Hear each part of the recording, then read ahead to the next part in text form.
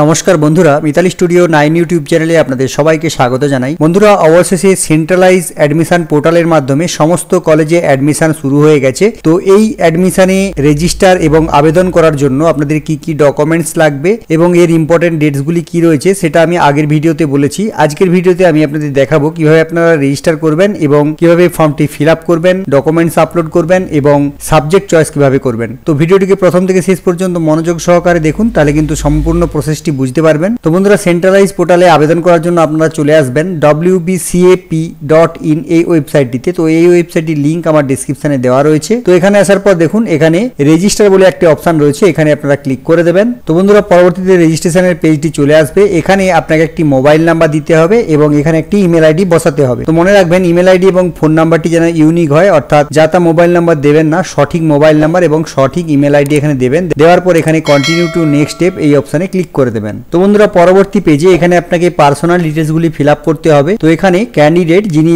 আবেদন করছেন তার ফার্স্ট নেম এখানে লিখে দেবেন, মিডিল নেম কিছু থাকলে এখানে লিখে দেবেন, নালে এই ঘরটি ছেড়ে দেবেন এবং এখানে লাস্ট নেম অর্থাৎ সার নেম লিখে দেবেন। তারপর এখান থেকে ন্যাশনালিটি সিলেক্ট করে দেবেন, এখান থেকে স্টেট অর্থাৎ রাজ্যের নাম সিলেক্ট করে দেবেন এবং এখান থেকে ডিস্ট্রিক্টের নামটি চয়েস করে দেবেন এবং এখান থেকে জেন্ডার সিলেক্ট করে দেবেন, মেল কি ফিমেল। তারপর এখান থেকে ডেট অফ বার্থ সিলেক্ট করে দেবেন। ডেট অফ বার্থ সিলেক্ট করার জন্য এখানে একটি ক্যালেন্ডার রয়েছে, এই ক্যালেন্ডারে ক্লিক করলেই কিন্তু একটি ক্যালেন্ডার খুলে যাবে। সেখান থেকে আপনার জন্মের সাল, মাস এবং বয়স পরপর সিলেক্ট করে দেবেন। করে দিলেই কিন্তু এখানে ডেট অফ বার্থ এসে যাবে। তারপর এখান থেকে সোশ্যাল ক্যাটাগরি অর্থাৎ আপনার যদি কোনো কাস্ট থেকে থাকে, অর্থাৎ SC ST OBC A OBC B এই সমস্ত কিছু থেকে থাকে, সেটা এখান থেকে সিলেক্ট করবেন। যদি জেনারেল হন সেক্ষেত্রে আপনি জেনারেল অথবা আনরিজার্ভ ক্যাটাগরি এখান থেকে সিলেক্ট করে দেবেন। তারপর এখানে একটি পাসওয়ার্ড ক্রিয়েট করতে হবে। তো পাসওয়ার্ডটি কিভাবে ক্রিয়েট করবেন তো তার একটি হিন্টস আমি কম্পিউটার স্ক্রিনে দিয়ে রাখছি। তো এই ধরনের একটি পাসওয়ার্ড এখানে ক্রিয়েট করে নেবেন। তো যদি পাসওয়ার্ড ক্রিয়েট করার পর আপনারা দেখতে চান কি পাসওয়ার্ড দিয়েছেন, এই অপশনে ক্লিক করলে কিন্তু পাসওয়ার্ডটি দেখতে পাবেন। এখানে যে পাসওয়ার্ডটি ক্রিয়েট করলেন সেম পাসওয়ার্ড কিন্তু এখানে বসিয়ে দেবেন। তো বন্ধুরা, তার পরবর্তীতে একটু স্ক্রল করে নিচের দিকে আসবেন।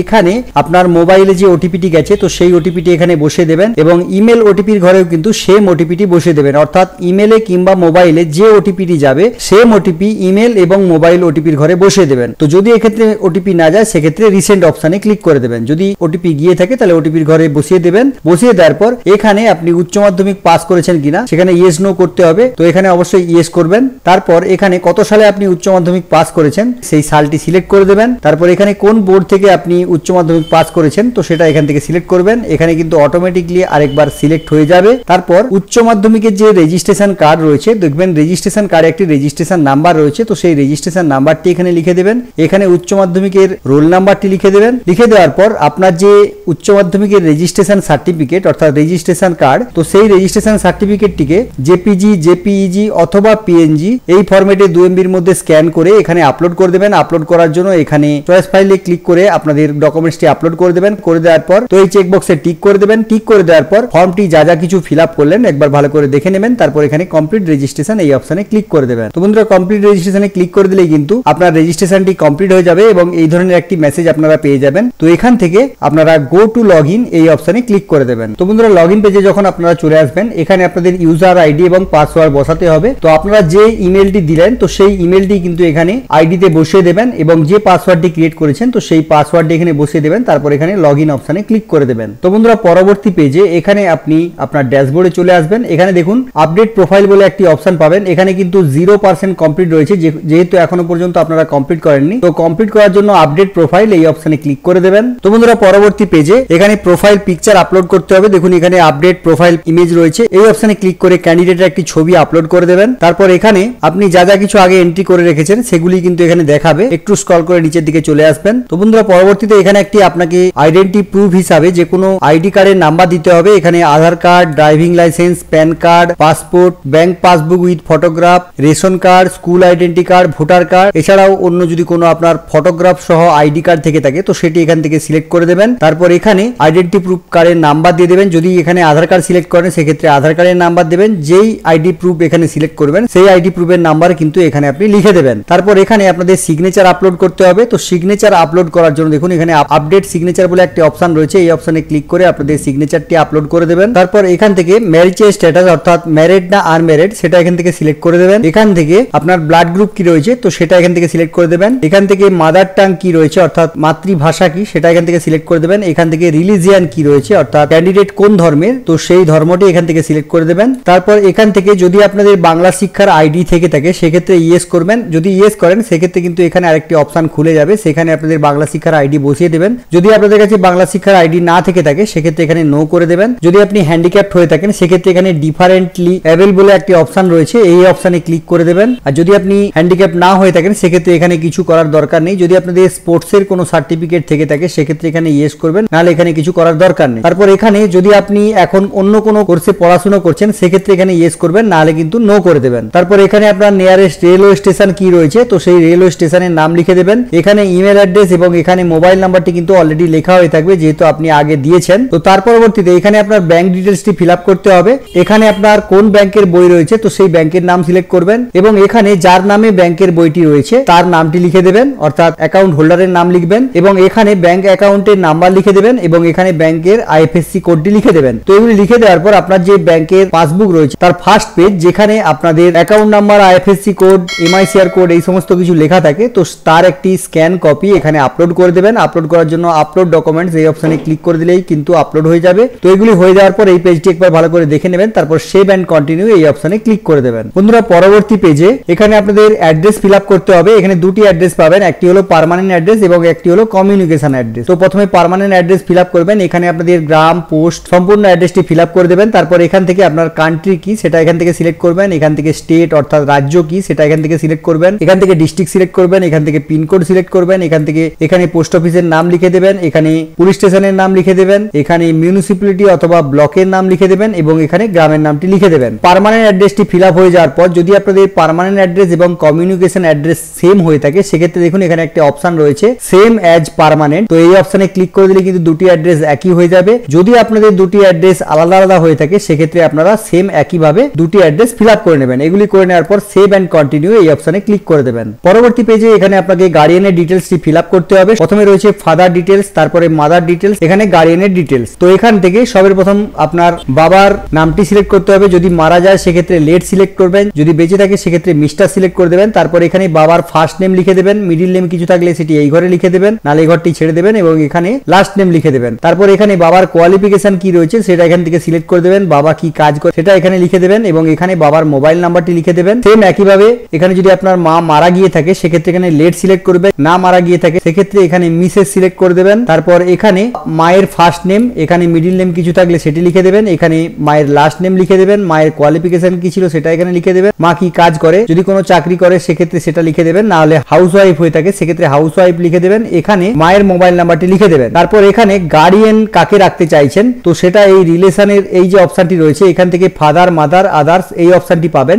যদি আপনি ফাদার সিলেক্ট করেন সেক্ষেত্রে কিন্তু বাকিগুলি আর সিলেক্ট করতে হবে না, এখানে বাবার যে সমস্ত ইনফরমেশনগুলি দিয়েছেন অটোমেটিকলি কিন্তু এখানে এসে যাবে। যদি মাদার সিলেক্ট করেন সেক্ষেত্রে মায়ের যে সমস্ত ইনফরমেশন আপনি আগে দিয়েছেন সেগুলি এখানে এসে যাবে। যদি আদার্স কিছু দিয়ে থাকেন সেক্ষেত্রে আপনি এখানে ফিল আপ করে নেবেন। তো এগুলি ফিল আপ করে নেওয়ার পর নিচে একটা অপশন পাবেন অ্যানুয়াল ইনকাম, অর্থাৎ আপনার ফ্যামিলির বাৎসরিক ইনকাম কত সেটা এখানে লিখে দেবেন। মনে রাখবেন এখানে কিন্তু বাৎসরিক ইনকাম অর্থাৎ অ্যানুয়াল ইনকামটি লিখবেন। লেখার পর সমস্ত পেজটি একবার ভালো করে দেখে নেবেন, দেখে নেওয়ার পর এখানে সেভ এন্ড কন্টিনিউ এই অপশনে ক্লিক করে দেবেন। তো বন্ধুরা পরবর্তীতে এখানে আপনাকে রেজাল্টের ডিটেলস গুলি ফিল আপ করতে হবে। তো এই পোর্শনটি কিন্তু খুব ইম্পর্টেন্ট, এখানে কিন্তু ভালো করে দেখে করবেন। তো দেখুন প্রথমে রয়েছে 10+2 অর্থাৎ উচ্চ মাধ্যমিকের রেজাল্টের ডিটেলস। তো এখানে যেহেতু আপনি বোর্ডের নাম, পাসিং ইয়ার, রেজিস্ট্রেশন নাম্বার, রোল নাম্বার এগুলি আগে দিয়েছেন এগুলি সিলেক্ট হয়েই থাকবে। তো এখান থেকে আপনার মিডিয়ামটি সিলেক্ট করতে হবে। তো বেঙ্গলি, ইংলিশ আপনি যেই মিডিয়ামে পড়াশোনা করেছেন তো সেই মিডিয়ামটি এখান থেকে সিলেক্ট করে দেবেন এবং এখান থেকে আপনার কি স্ট্রিম ছিল, সায়েন্স, আর্টস, কমার্স এছাড়া অন্যান্য স্ট্রিমগুলি দেখতে পাবেন। আপনার যেই স্ট্রিম ছিল তো সেটি এখানে সিলেক্ট করে দেবেন। তো বন্ধুরা তার পরবর্তীতে এখানে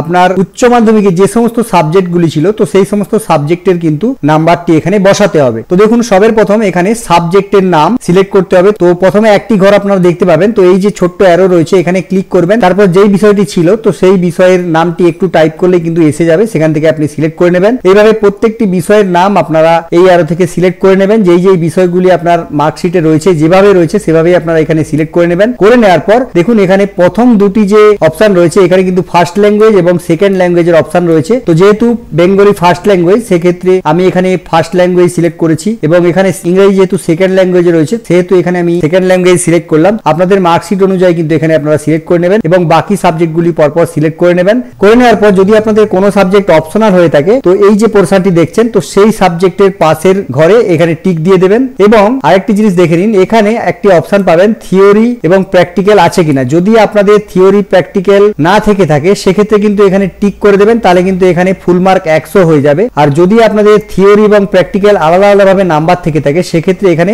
কিছুই সিলেক্ট করার দরকার নেই। তো দেখুন এবার এখানে থিওরি এবং প্র্যাকটিক্যালের আলাদা আলাদা করে জায়গা রয়েছে। তো এখানে থিওরিতে দেখুন বাংলাতে যেমন 80 নাম্বারের থিওরিতে পরীক্ষা রয়েছে এবং তার মধ্যে 24 পাস মার্ক রয়েছে, এবং থিওরিতে কত পেয়েছেন সেটা আলাদা করে এখানে লিখে দেবেন। এবং প্র্যাকটিক্যালে যেহেতু এখানে 80 থিওরিতে রয়েছে এই জন্য প্র্যাকটিক্যালে কিন্তু 20 থাকবে, তো 20-র মধ্যে 6 পাস, এবং প্র্যাকটিক্যালে আপনি 20-র মধ্যে কত পেয়েছেন সেটা এই ঘরে বসিয়ে দেবেন। অর্থাৎ যেই বিষয় এখানে সিলেক্ট করবেন সেই বিষয়ের থিওরিতে কত পেয়েছেন সেটা এই ঘরে সিলেক্ট করবেন, এবং সেই বিষয়ের প্র্যাকটিক্যালে কত পেয়েছেন সেটা এখানে সিলেক্ট করবেন। তারপর কিন্তু টোটাল মার্কটি এখানে এসে যাবে এবং টোটাল পার্সেন্টেজটিও কিন্তু এখানে এসে যাবে। তো এইভাবে আপনারা প্রত্যেকটি সাবজেক্ট এখানে অ্যাড করে নেবেন। এবং এখানে আরেকটি জিনিস যেটি আপনাদের মাথায় রাখতে হবে সেটি হলো প্রত্যেকটি সাবজেক্টের কিন্তু থিওরির ফুল মার্ক সমান নয়। যেমন ধরুন বাংলাতে রয়েছে 80 কিন্তু কেমিস্ট্রিতে রয়েছে 70, অর্থাৎ 70-এর পরীক্ষা থিওরিতে। তো সেই ক্ষেত্রে কিন্তু এইখানে আপনারা এইভাবে সাজিয়ে নেবেন এবং এখানে থিওরিতে কত পেয়েছেন সেটাও এইভাবে এখানে বসিয়ে দেবেন। এইভাবে কিন্তু মার্কটি আপনারা দেখে শুনে বসাবেন। তো এখানে